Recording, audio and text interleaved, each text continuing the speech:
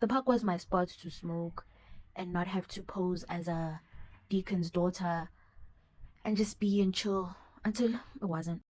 It's been my thing for a while now to disappear around sunset, leave the house, put on my hat, hide a few strands of hair so it looks like basically I'm a dude, especially with where I walked to, which was this open field at the end of town where I could perfectly see the sunset dip below the horizon and just chill there with the trees, with the grass, with the sky. I'd find my way to my rock, relatively using the same route and often wearing the same thing: green pants, black shirt, headsets, white hat, and go to the rock and just chill there. I'd sometimes fan over the sun, really just taking pictures with my phone, sometimes just be present, but for the most part, I was there to smoke and just be with the blunt all by myself, by my thoughts, with the music, with the trees, with the sun, and just enjoy the orange hues in the sky, purplish hues in the sky, and admiring the sunset. The park, well, let's call it the park, was my space to just be by my lonely and just be until it wasn't. I've hated small talk ever since I've known myself. So when I realized this one night on my field trip that I didn't have my lighter with me, I kind of lost it. Because what do you mean? Now I have to go socialize with people, which some I was used to because I mean it wasn't my first time not coming with my lighter or maybe not even having anything to smoke and then just go chilling with like some of the dudes that I would meet at the park. They weren't like people that were in my business, and I was also one to not really be loud about who I was, where I came from, who like it was really just about chilling and smoking, looking at the sky, listening to music time to time, talking about random stuff.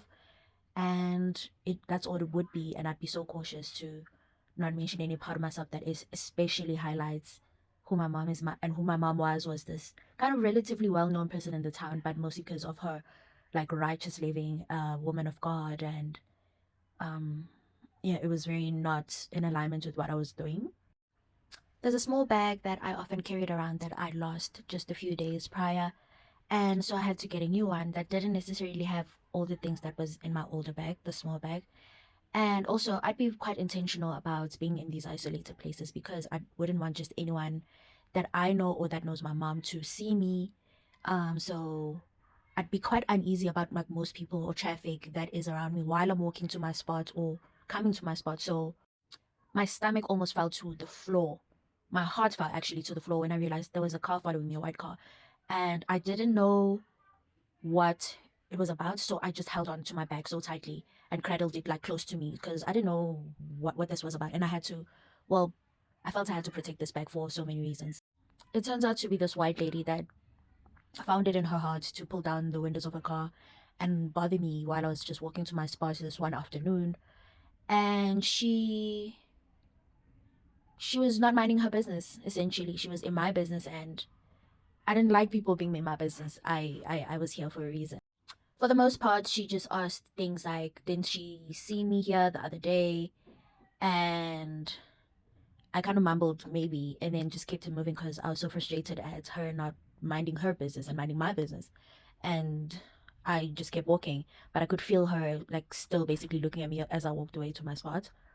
The next day, a similar thing happened. This time it was a white dude, this scruffy looking dude, quite scary, honestly.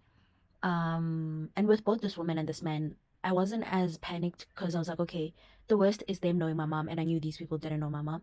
So, or me, like they didn't know me. So it was about something else, but they felt very uneasy. I felt very uneasy around them. And this dude instead implied how I'm here around the same time. Um, and I would never see this dude, so probably wherever he would see me around the same time, probably taking the very same route I would take, probably wearing the same clothes I would wear around this time to go watch the sunset. And that was it. I didn't like the attention.